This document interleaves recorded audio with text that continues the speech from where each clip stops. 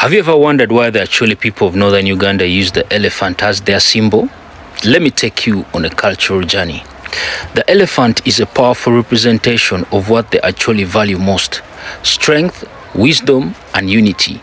In our history, elephants roamed freely across the vast plains of Acholi land. But it's more than just their size. Elephants move as a family, protecting their young and caring for each other, just like the Acholi, who believe in the strength of community and togetherness.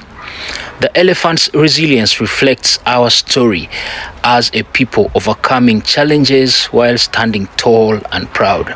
So, the next time you see an elephant, think of the Acholi, think of unity, think of strength, think of the power of staying together.